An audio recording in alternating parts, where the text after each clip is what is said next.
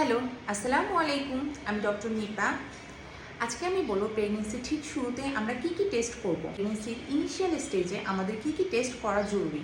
তার মধ্যে প্রথমেই হচ্ছে গিয়ে কমপ্লিট ব্লাড কাউন্ট বা সংক্ষেপে আমরা একে বলে থাকি CBC। সেকেন্ড সেটা হচ্ছে ব্লাড গ্রুপিং। যদি আপনার আগে কোনো ব্লাড গ্রুপিং করা না থাকে তাহলে অবশ্যই আপনার একটা ব্লাড গ্রুপিং প্রেগনেন্সির শুরুতেই করে ফেলতে হবে। থার্ড সেটা হচ্ছে ওরাল গ্লুকোজ টলারেন্স টেস্ট। এটা হচ্ছে ডায়াবেটিসের একটা টেস্ট অ্যান্ড এটা প্রেগনেন্সির শুরুতেই একটা করে নিতে হবে।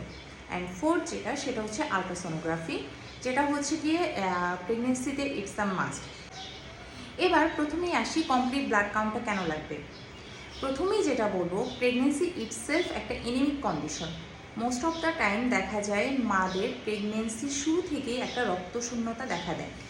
সো মায়ের রক্তের পরিমাণ কতটুকু কমলো সেটা দেখার জন্যই আমাদেরকে ইনিশিয়াল একটা কমপ্লিট ব্লাড কাউন্ট করা লাগে। অ্যান্ড এখানে আমরা রক্তে হিমোগ্লোবিনের পরিমাণটা দেখি। মোস্ট অফ দ্য টাইম রক্তের হিমোগ্লোবিনের পরিমাণ কতটুকু আছে সেটাই দেখা হয়। সেকেন্ড সেটা হচ্ছে গিয়ে ব্লাড গ্রুপিং। ব্লাড গ্রুপিং যদি আপনার আগে করা থাকে তাহলে এই সময় আর ব্লাড গ্রুপিংয়ের কোনো প্রয়োজন নেই, কিন্তু আগে যদি কোনো ব্লাড গ্রুপিং করা না থাকে তাহলে blood grouping is a must.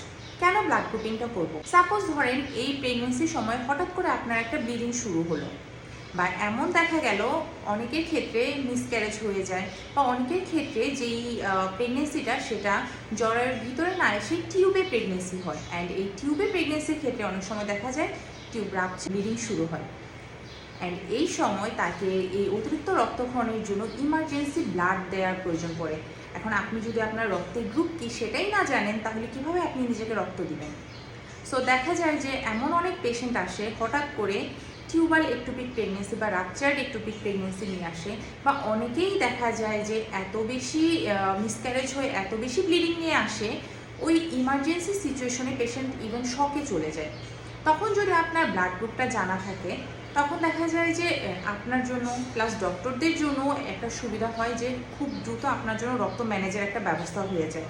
কিন্তু যদি আপনি রক্তের গ্রুপই না জানেন, সো ওই একটা ইমার্জেন্সি মোমেন্টে আপনার ব্লাড গ্রুপিং করা, তার সাথে ক্রস ম্যাচিং করে নতুন একটা ব্লাডের ডোনার রেডি করা, দেখা যায় অনেক সময় এইগুলো ব্যবস্থা করতেই পেশেন্ট অনেক সময় শকে যে মারাও যেতে পারে। So blood grouping is a must. যখনই আপনি জানবেন যে আপনি কনসিভ করেছেন সাথে সাথে একটা ব্লাড গ্রুপিং করে ফেলবেন। আর আগের থেকেই যদি আপনি আপনার রক্তের গ্রুপ জানেন তাহলে কোনো সমস্যা নেই, বাট রক্তের গ্রুপের একটা ডকুমেন্টারি কাগজ থাকতে হবে। কারণ আপনি যখন ডক্টরদের কাছে গিয়ে আপনার ব্লাড গ্রুপটা বলবেন, তারা কখনো আপনার মুখের কথায় আপনার ব্লাড গ্রুপ যদি বলেন আপনি A positive, suppose B positive, সেটা তারা কখনোই মেনে নেবে না। কারণ তারা অলওয়েজ একটা ডকুমেন্ট চাইবে। বিকজ এটা দেখা যায় যে আপনি বলছেন A পজিটিভ, কিন্তু অনেক সময় অনেক পেশেন্টের ক্ষেত্রে দেখা যায় পেশেন্ট নিজেই শিওর না যে তার রক্তের গ্রুপ কী। সে সাপোজ A পজিটিভ বললো, বাট আসলে তার রক্তের গ্রুপ B পজিটিভ।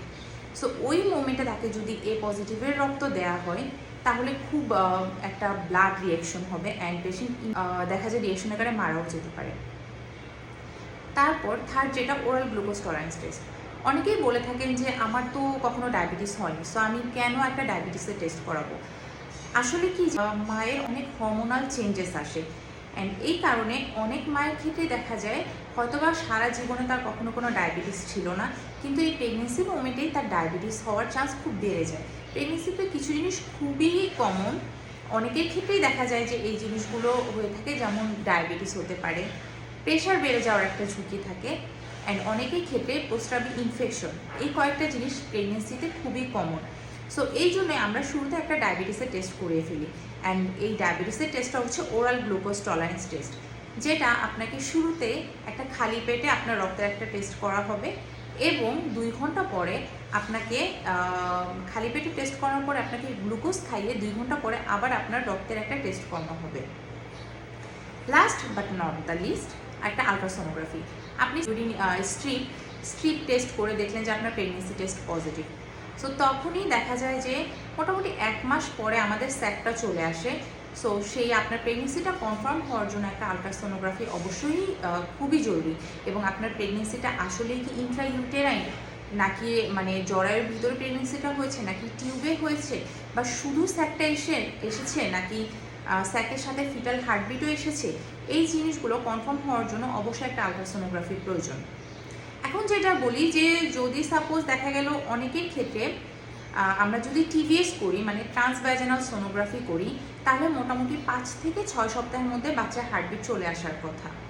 কিন্তু ট্রান্স অ্যাবডোমিনাল সোনোগ্রাফি যেটা, সেই ক্ষেত্রে 6 থেকে 7 সপ্তাহের মধ্যে বাচ্চার হার্টবিট চলে আসার কথা।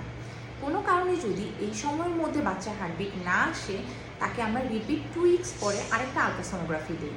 2 সপ্তাহ পরে মানে তখন মোটামুটি কত হবে, 8 সপ্তাহ বা 9 সপ্তাহ। 8 উইক বা 9 উইকেও যদি বাচ্চার হার্টবিট না আসে, তখন আমরা মোটামুটি ধরে নিই যে এই প্রেগনেন্সিটা আর কন্টিনিউ হবে না।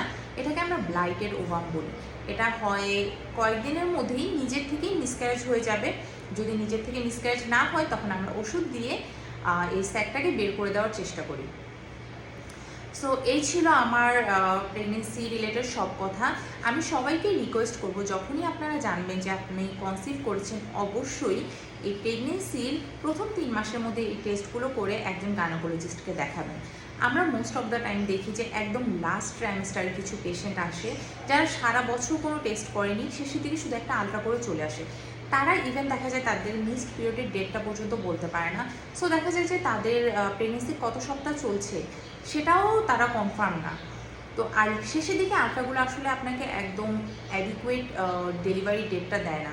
যেটা আপনার একদম শুরুর দিকের আলট্রার ডেট, সেটাই হচ্ছে আপনার একদম adequate proper delivery date. So অবশ্যই শুরুতে একটা আলট্রা করে রাখবেন, অ্যান্ড শুরুর যে টেস্টগুলো আমি বললাম সেই টেস্টগুলো অবশ্যই করবেন। And thanks for watching.